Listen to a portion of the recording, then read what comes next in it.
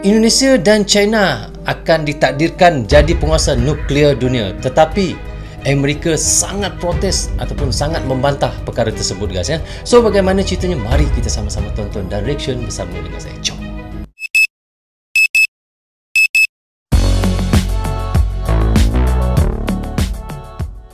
Hai guys, Assalamualaikum. Apa khabar semua? Berjumpa lagi kita di dalam Brozul Channel, guys. Apa khabar anda, orang Indonesia, orang Malaysia, orang Brunei, orang Singapura dan di seluruh dunia? Apa khabar anda semua? Saya doakan semoga anda sentiasa sihat, sentiasa dalam rahmat Allah, sentiasa dalam lindungan Allah dan sentiasa diberkati oleh Allah SWT. Itulah sebabnya rezeki yang Allah berikan kepada kita, iaitu kesihatan dan umur yang panjang. Okey, hari ini saya ingin reaction lagi satu lagi video daripada Khusus Militer. Wow, sangat lama sudah saya tidak mereaction daripada Khusus Militer, guys. Kini subscribernya adalah 579,000 orang. Wow, setengah juta lebih, guys. Anda boleh pergi ke channelnya, klik butang subscribe dan klik butang loceng, tanda sokongan anda juga kepada Khusus Militer. Tajuk yang kita ingin reactionkan seperti yang saya katakan di intro tadi, ya. Dan tajuknya adalah ditakdirkan jadi penguasa nuklear dunia, Amerika protes. Sangat simple tajuknya, ya, tetapi padat. Begitulah lebih kurangnya. So bagaimana ceritanya? Mari kita sama-sama tonton dan reaction bersama dengan saya. Jom. Pungkiri dalam dunia modern ini, senjata nuklir menjadi salah satu senjata yang paling ditakuti dunia.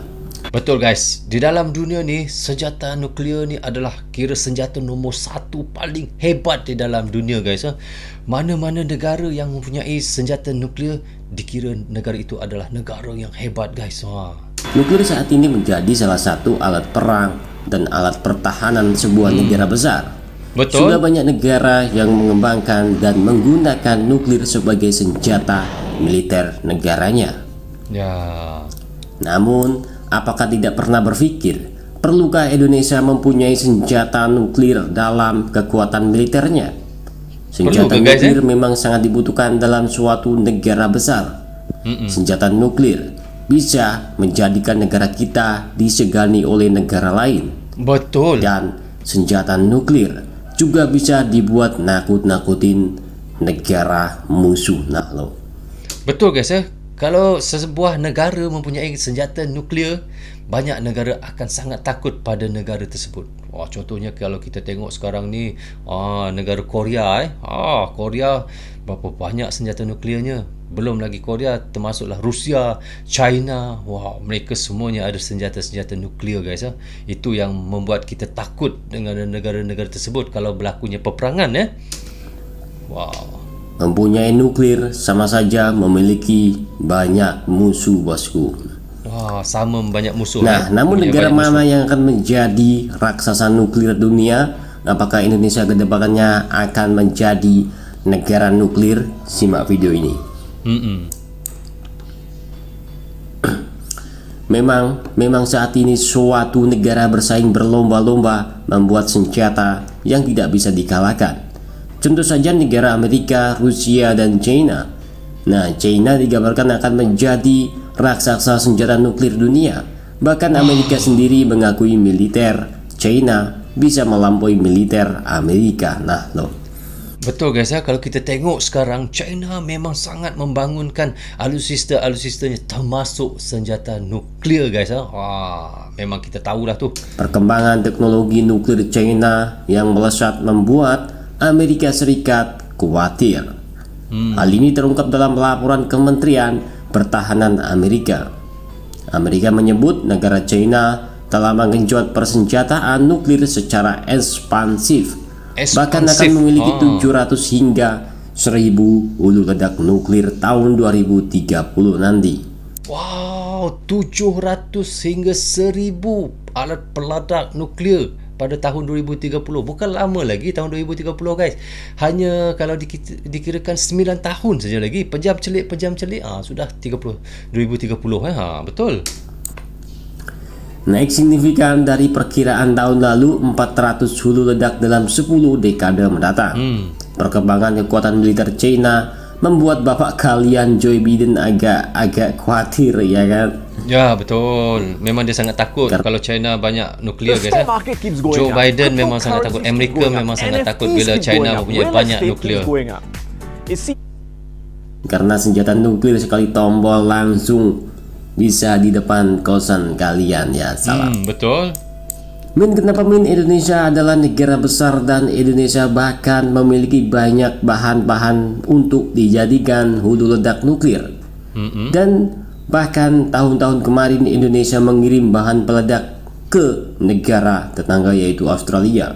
Nah, kenapa Indonesia tidak membuat senjata nuklir? Nah, Indonesia bukan tak mampu membuat senjata nuklir, dan Indonesia bukan tak memiliki bahan-bahannya untuk hulu ledak nuklir. Namun sebaliknya, Indonesia adalah negara yang kaya sumber daya alamnya. Indonesia sangat memiliki banyak bahan-bahan untuk dijadikan hulu ledak nuklir. Wow, kalau kita kaji pada geografi Indonesia, memang Indonesia banyak mempunyai bahan-bahan mentah untuk membina ataupun untuk membuat iaitu alat peledak nuklear, guys. Contoh salah satu contohnya iaitu nikel. Nikel Indonesia pengeluaran nombor 1 di dunia, guys. Tidak mustahil Indonesia boleh mengeluarkan nuklear.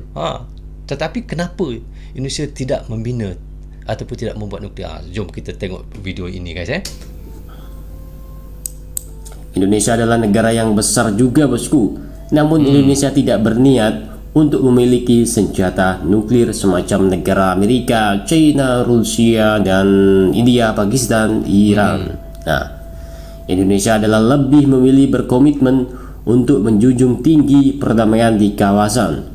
Artinya Indonesia termasuk negara yang berjanji kepada aturan dunia yaitu PBB yang tidak akan membuat senjata nuklir demi kestabilan di kawasan ASEAN.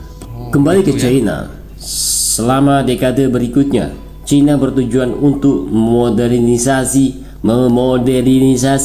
mendiversifikasi dan memperluas kekuatan nuklirnya. Nah, Amerika mengatakan China kini menjadi perhatian keamanan utama Amerika di masa depan. Nah, bukan lagi Rusia, bosku, namun Rusia tidak bisa dipandang sebelah mata oleh Amerika. Nah, betul. Apalagi negara panda atau China telah berjanji untuk membangun tentaranya, yaitu tentara kelas dunia yang artinya sulit dikalahkan. Betul. Pada tahun 2027, China bertujuan untuk memiliki kemampuan melawan militer Amerika di kawasan Indo-Pasifik dan memaksa negara Taiwan ke meja perundingan dan persyaratan China. Meskipun China secara terbuka mengadvokasi unifikasi damai dengan negara Taiwan, banyaknya alutsistanya, China tidak pernah meninggalkan penggunaan kekuatan militernya untuk melawan negara Taiwan, bosku. China memiliki berbagai pilihan untuk ya, guys. Kalau kita tahu sekarang ni antara China dan Taiwan ni memang ada konflik juga,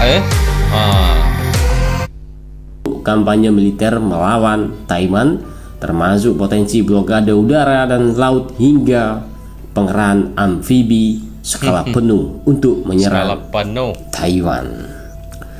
Menurut sebuah dokumen, China berinvestasi dan memperluas jumlah platform pengiriman nuklir berbasis darat, laut hingga udara, serta membangun infrastruktur yang diperlukan untuk mendukung ekspansi besar kekuatan nuklirnya. Tidak hanya itu, negara tirai bambu atau China juga mulai membangun 3 fasilitas kilo rudal balistik antar benua. Dalam perkembangannya, China juga diisukan mengembangkan fasilitas rudal hipersonik yang tidak bisa diragukan, bos. Dalam sebuah laporan Financial Times, China berhasil menguji kendaraan meluncur hipersonik yang mampu membawa senjata nuklir beberapa pekan lalu. Dalam peluncuran mereka menggunakan kendaraan yang diluncurkan dari sistem pengeboman orbital. Meski begitu, hal ini dibantah oleh pemerintah China.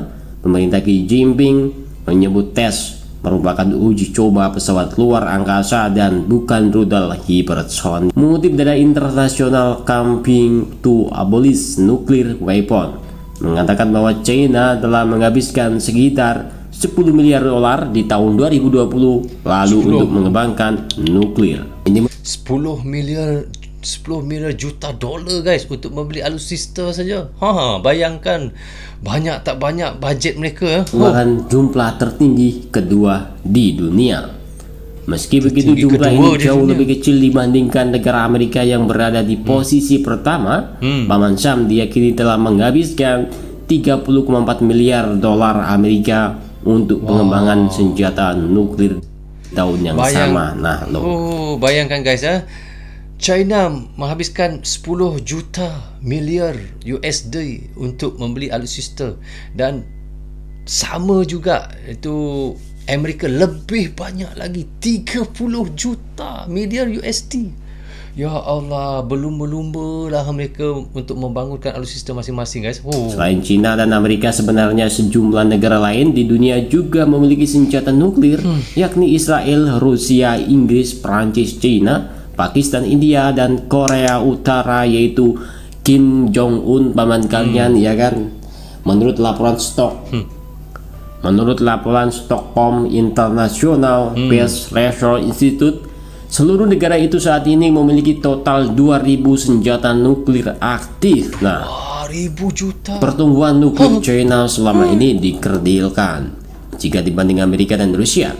Amerika sendiri disebut memiliki sekitar 3.750 hulu ledak nuklir cadangan bosku.